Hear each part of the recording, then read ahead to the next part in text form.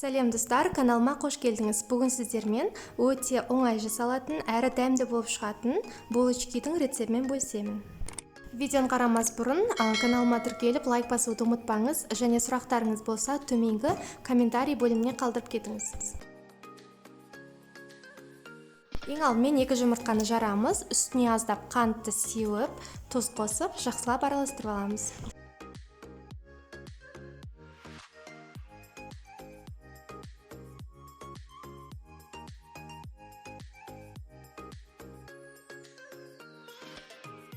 Сұйық май құямыз.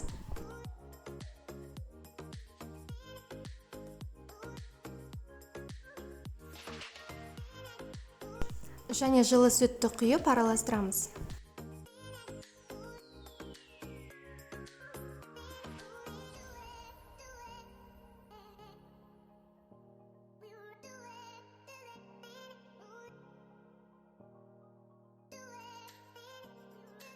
Алдын ала өлшеп алған ұнымызды араластыра отырып 3 бөлікке бөліп қосамыз. Осы жерде ашытқы салуды ұмытпаңыз.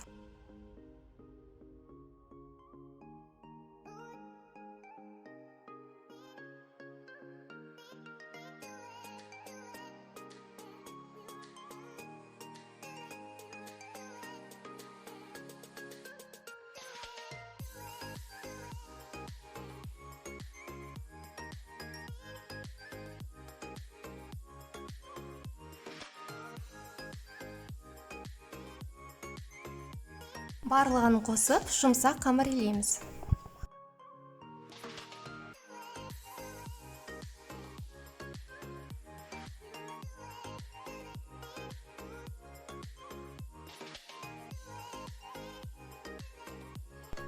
Қамырымыз илеп болдық. Енді салафан немесе пакетке салып, жылы жерге 3 сағатқа қалдырамыз. Қамырымыз дайын болды. 2 сағаттың ішінде осылай көтерілді. Пакеттен шығарып, кішкентай бөліктерге бөліп, дәл видеодағыдай етіп жасаймыз.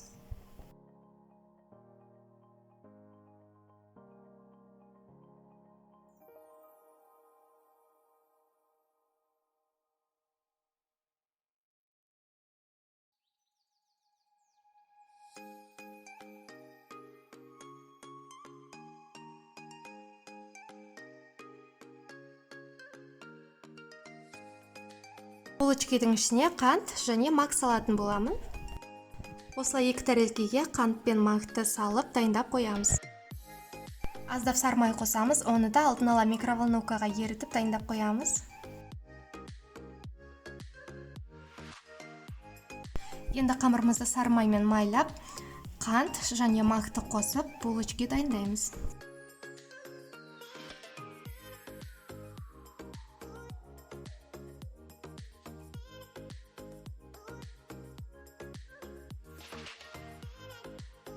Енді осылай рулет қып орап, бір-біріне жабыстырып, қамырдың 3-тен 2 бөлігін кесеміз.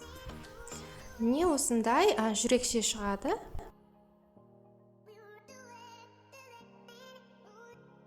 Қайталап көрсетемін. Қамырды жұқа қып жайып, сармаймен майлап, мак пен қантты сеуіп, рулет қып ораймыз.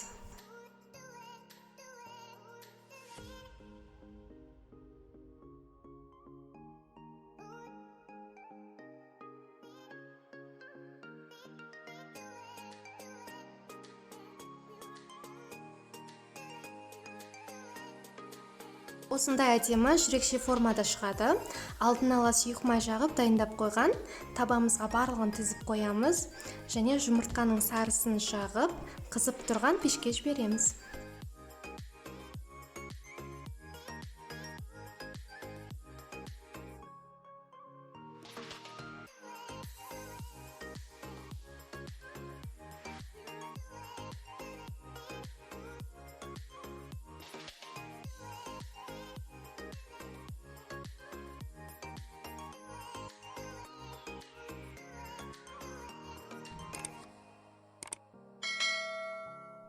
Неке достар, булочкеміз дайын болды.